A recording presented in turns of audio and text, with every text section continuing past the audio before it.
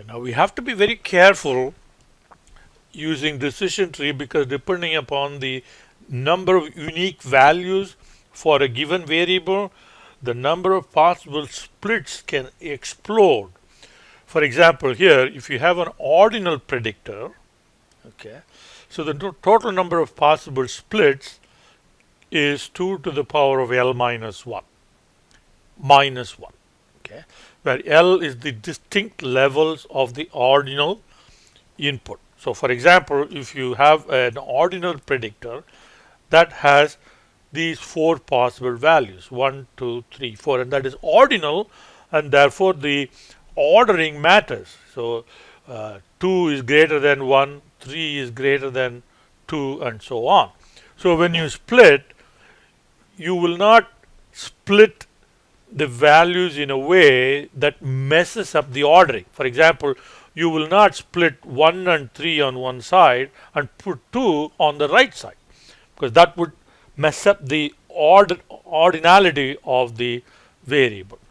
Okay, so given that, then the total number of possible split is given by 2 to the power of 4 minus 1, so that is 3. 2 to the power of 3 is 8, and then minus 1 is 7. There are 7 possible splits with 1, 2, 3, 4 as possible values for the ordinal variable, where we do not mess up the ordering of the values. So let's look at what those possible splits are.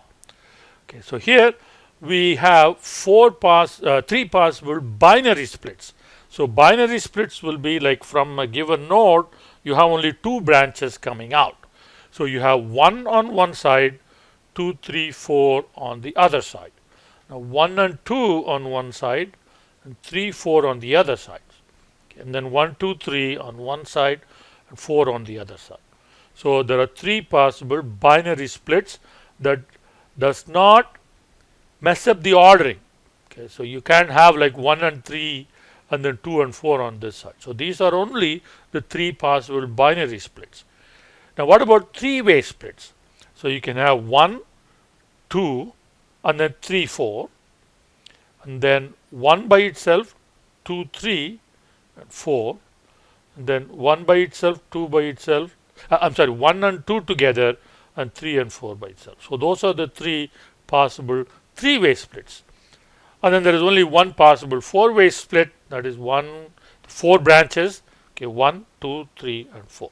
So we have 3 plus 3 plus 1, 7 possible splits for an ordinal variable with 4 possible values. Now if you increase, so if you look at how many possible splits will you get for ordinal values for more than for L number of levels, for example. So if there are only 2 levels, there is only one possible split. You put one value on one side and one on the other. If you have 2 possible values, then you have 3 possible values, then we have 3 possible splits. 4 will have 7 possible splits, like just we saw here, and then 5 levels, 6 levels, 7 levels, and so on.